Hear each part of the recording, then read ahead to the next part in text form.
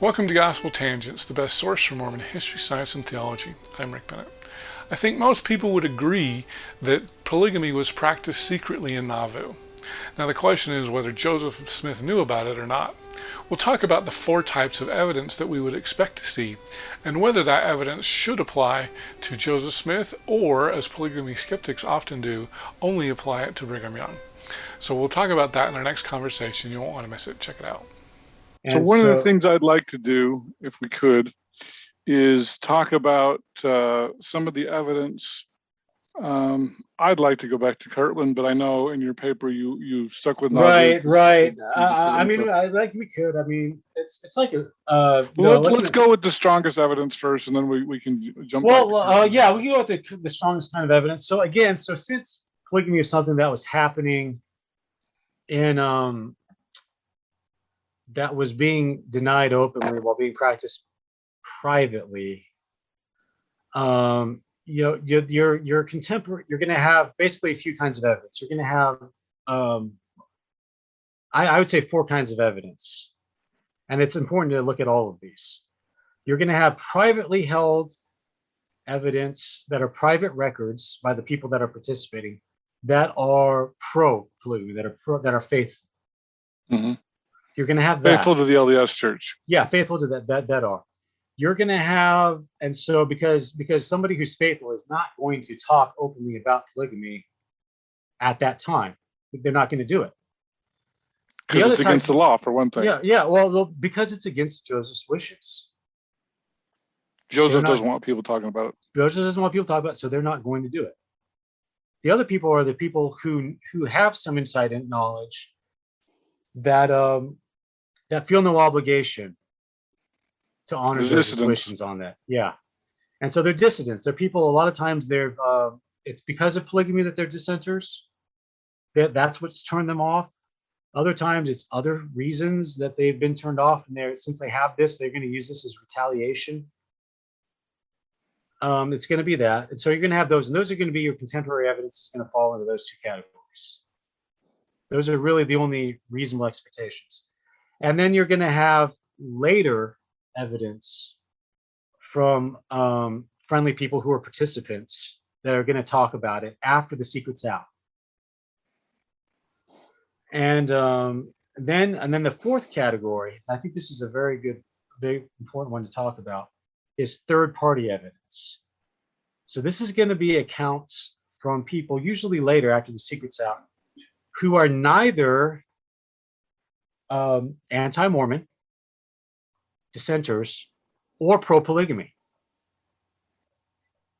So people who have no reason to want to discredit Joseph Smith, to want to attack Joseph Smith, and have no reason to want to promote that he was a polygamist. Now, you asked about rules about evidence.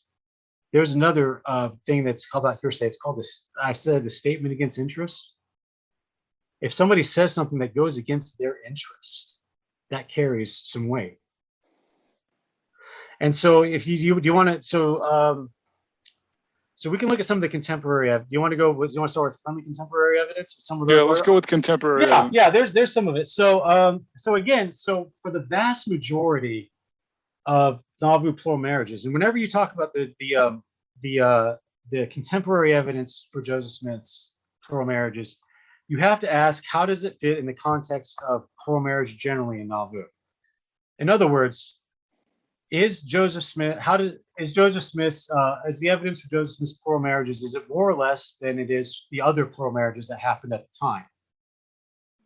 And really, for the vast majority of plural marriages that happened in Nauvoo, the first time it's ever on paper, ever gets put to paper, is when the temple was operational, when they started doing sealings in the Nauvoo temple in January and February 1846. Now, this is after Joseph's died. So even a lot of Brigham Young, like Lucy Decker, who's Brigham Young's first plural wife, that's the first time we see it on paper. That him and Lucy Decker, even though they have a child by this point, that's the first time we've seen it on paper. And we don't get the date when they were actually sealed in 1842 until the 1869 affidavits, when Lucy Decker wrote an affidavit saying that she was sealed to Brigham Young in 1842. That's the first time we get the dates. about when it happens. So that kind of gives you an idea about how I don't think Joseph Smith's plural marriages are less documented than the other ones, or less documented than the other ones would be had those participants also died early in the game. You know, you say if you were to cut off the evidence that Brigham Young was a polygamist in June 27th, 1844, you'd have much the same thing, even though he clearly was. And at this point, nobody's really arguing that he wasn't. Right. Brigham was a denier up until then. Right. Nobody's really arguing that he doesn't. And so that's the thing is a lot of these using these denials as being really dispositive, prima facie evidence, that becomes less weighty once you've established that polygamy was happening in secret. Mm-hmm. And so with that, so I think some of the things that we look at, we'll see. I mean, one of the big things, of course, is there's Joseph Kingsbury's copy of the Revelation that Joseph Smith dictated to William Clayton. There's William Clayton's journal is a huge thing that details a lot of Joseph Smith's plural marriage. I mean, you'd have to argue that was falsified to say that to discount that. He's very direct. He says a lot of times he talks about Joseph facilitating his own plural marriages, William Clayton's. He talks about how he performed the plural marriage, how he performed the ceremony between Joseph Smith and Lucy Walker. Mm-hmm. Yeah, he talks about the Joseph's conflicts with Emma over the issue. He talks about scribing the Revelation. So yeah, so that's a big thing. So William Clayton's journal. And a lot of the evidence, contemporary evidence, is fragmentary. Meaning you can tell the people are trying to avoid openly saying Joseph Smith's a polygamist, but they kind of are still trying to. So Brigham Young, he writes in his journal when Joseph Smith marries Agnes Colbreth. He says Joseph Smith, Agnes Colbreth, and he uses Masonic cipher, Royal Arts Masonic cipher, to abbreviate wed and sealed, WAS, which is also the same phrase that he uses later to denote his plural marriages. Later. Oh. Yeah. And that's used a few times. And so if you know the code, you can decipher what happened. Right. And another one is in Joseph Smith's journal. So Willard Richards was the primary person keeping Joseph Smith's journal at the time. He doesn't really write in there much about plural marriage. But when Joseph Smith married his wife Rhonda, Joseph married his wife Rhonda, who was Willard's sister. And then at the same time, he seals Willard Richards to a plural wife. He writes it in Taylor shorthand. You can go to the Joseph Smith papers and see that he uses Taylor shorthand. And he does that a few times when he writes about things that are of a sacred nature, like whenever he talks about the second anointing or something, he'll write the person's name, and then he'll write "and wife anointed" in Taylor shorthand. They want to have that. I read there's a letter that they have from Violet Kimball to her husband Heber, where she writes about how she met with Parley Pratt and his wife, and how she uses the word. She says she writes J F met with Parley and told him that she never says directly polygamy. She says that he can take that it was his privilege, that he had his favor, that he could take his privilege. His wife doesn't know what to feel about it. Joseph has picked out someone to be his privilege for her, and I've spoken both to her and to Sister Pratt about it. So I mean, you would have no idea what they were talking about, right? If you didn't know. And she doesn't even want to write Joseph's name out. But it's very clear that's who it is. I mean, she writes Joseph. It's J F H at the end, and then has dots. The correct number of dots of letters in his name between J and F. Yeah. So there's another one. So there's the Lott family. So I mentioned Melissa Lott earlier. when she was had her ceremony, Joseph and Hiram, they seal her parents together, and what was at least for the time a monogamous sealing, and they write that in their family Bible. Sealed by sealing performed by Hiram under Joseph's seal. Hiram performed it, and then Joseph sealed that ceremony between them. And then it says, gave daughter Melissa to wife. Wow. Yeah. And so on the very same date. So basically, they had a deal where they got together in a secret thing and they married. They did a ceremony for the parents, and then Melissa then takes a husband. And in the next few entries in the Bible, it's Melissa Smith. Oh. So there's these very oblique things. Yeah, when Joseph Smith III came to visit Melissa Lott, she showed him that, and he thought, okay, he had to admit that seemed like it. And he said, well, and he asked a bunch of other things. Did you ever cohabit with my father? And he said, well, no, of course I didn't. So he didn't hold us up as wives. We didn't do that. He goes, okay, well, then maybe she was just sealed to him. And he writes that in a letter to one of his associates in Utah. He says, I believe Melissa Lott was adopted into my family, into that. And so he finds that pretty compelling. And so that's one thing. So there's quite a few little things like that, and it's fragmentary, but that's also the case for the other plural wives too. The other things that happen at the time. And so there's private contemporary evidence. It's about what I would expect it to be given the circumstances. So you want to talk about that? You want to talk about public evidence? Definitely. That's exactly where I was going next. Yeah, let's talk about public evidence. So in that case, I think, there starts to be rumors, at least by April. Starts to go by April 1842. So as the circle expands, as more people know about it, he did a pretty good job keeping it, keeping a lid on it, and keeping it within the circle in 1841. But it's April 1842. That's when Martha Brotherton starts telling her story that Brigham Young proposed to her in the upper floor of the red brick store after she moved from England.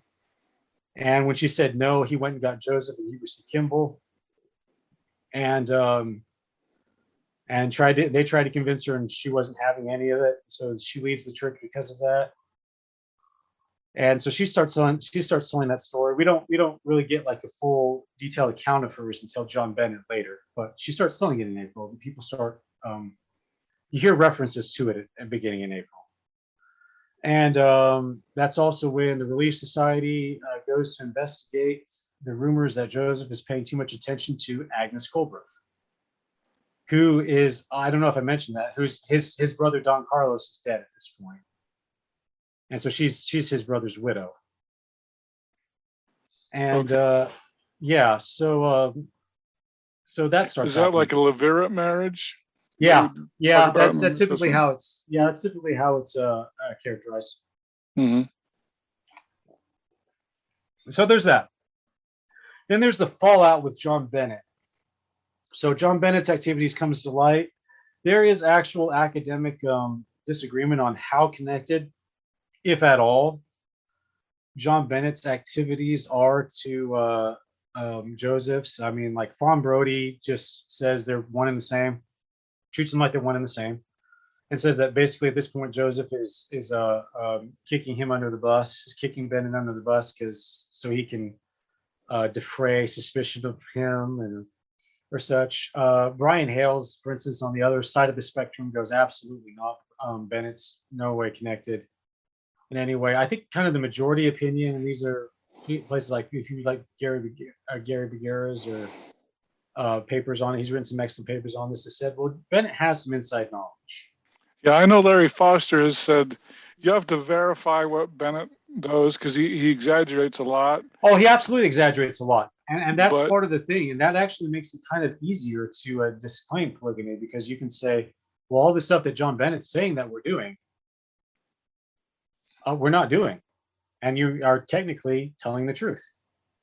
Brian Yeah. Hales wrote a wonderful paper about that. I think it's called 19 Denials, where he goes through the context of each one. And he says it's to the extent possible, they were trying to tell the truth. And so John Bennett gets excommunicated. There's about 4 or 5 other men that do in 1842 that are connected to Bennett. There's a law. There's Joseph brings sexual slander laws against Chauncey Higby, who was one of his associates, and that was supposed to go to trial in Carthage. It doesn't. The Prices just point that out and say, well, Joseph was ready to defend it in front of an actual like civil or criminal court, in that he wasn't in control of in Carthage, but he couldn't do it because he had been a warrant was out for his extradition back to Missouri, and he had to go into hiding in October when they were supposed to go to trial. But he didn't have to. There's lots of stuff there. I don't think he actually had to be there to take it to trial. It was criminal charges. It was a criminal case that he was prosecuting, and he could have had anybody else. It was State of Illinois versus Chauncey Higby, not Joseph Smith versus Chauncey Higby. Right. And so he did a very similar. He had done other things during that time where he had legal representatives go represent him in legal matters in Carthage during that time. But part of that is when Chauncey Higby was first tried, he didn't really have any inside knowledge of what Joseph was actually doing. He only just did it because John Bennett told him Joseph was doing it. And he even swore out an affidavit saying that too. And so, but then after John Bennett in July 1842 is when John Bennett comes out with a lot of his letters. John Bennett talks about Joseph proposing to Nancy Rigdon, mm-hmm. who's the happiness letter. Yeah, there's the happiness letter. He publishes that. The happiness letter. Which so Bennett publishes the happiness letter. Bennett publishes the happiness letter. And tell why that's an important line, because we still use it in General Conference. We do. And again, there's disagreement about whether or not, even among academic scholars in the Joseph Smith papers, they said it's a possible Joseph Smith document. And so there's that. There's the but Joseph says in there, and this is why it's important: what is wrong under one circumstance is right if God. Right. So he basically gives a doctrinal exposition on the divine command theory of morality. What God commands to be right is right, no matter how we might feel it. And so we'll understand those things once we do it and we see the blessings. Yeah. So I think he could have. There's debate about it. I would say that the happiness letter is not one of those things that you would hang your hat on as far as Joseph Smith being a polygamist. But I do know that it has been quoted even recently in General Conference. It has, yeah, it has.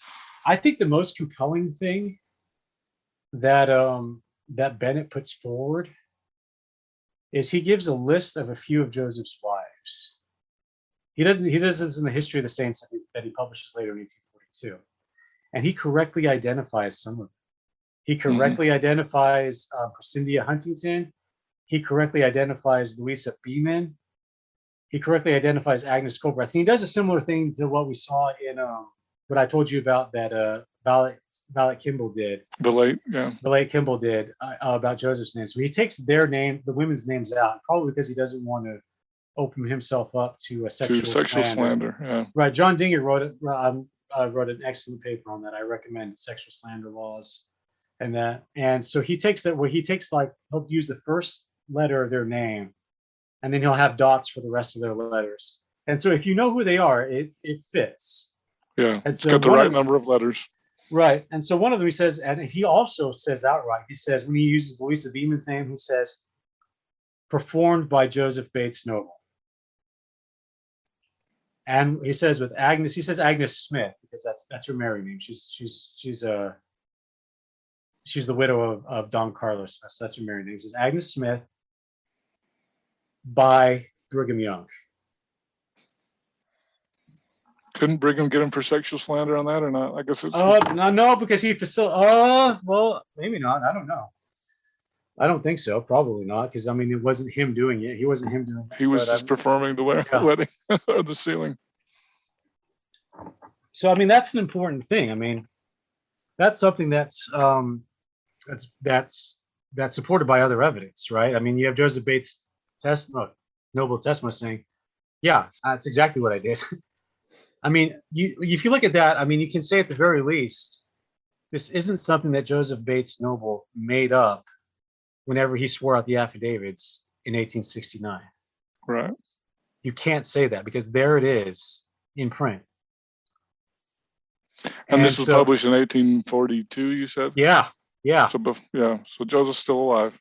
Yeah, so, and I mean, and that's kind of where I'm going with all of this, is you really see how this evidence intersects. It really, there's things where we don't know, there's things where it disagrees, but there's so many of these little places where it intersects that, yeah, I think I can say it is a pretty compelling case. That's enough to say that these public denials by Joseph and Hiram and Emma later in life are not really enough to explain this, and why I don't think necessarily a Brighamite conspiracy, even if it hypothetically did exist, would explain this evidence. And so that's 1842.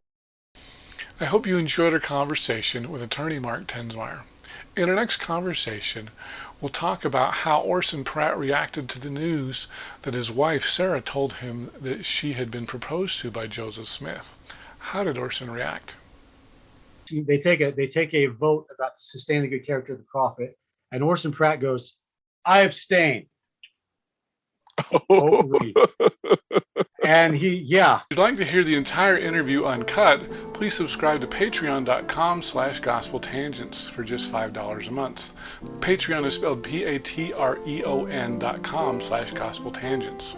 If you'd like to watch the entire video, you can subscribe at YouTube, Patreon, or on my website at gospeltangents.com and click the yellow subscribe button for just $8 a month. PDF transcripts are just $10 a month, and you can get those on patreon.com/gospeltangents or on my website. I'll send those to you as soon as I've finished completing it. If you'd like to get a paperback and PDF, just subscribe for $20 a month at either Patreon or on my website.